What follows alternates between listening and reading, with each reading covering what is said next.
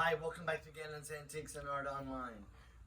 This is Michael George's 2010 sculpture titled Rock and Roll, for obvious reasons.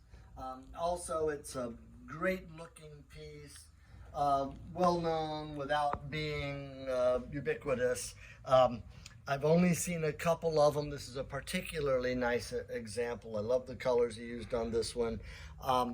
There are no condition issues with this sculpture at all. There aren't any flea bites, scratches, dings, or cracks.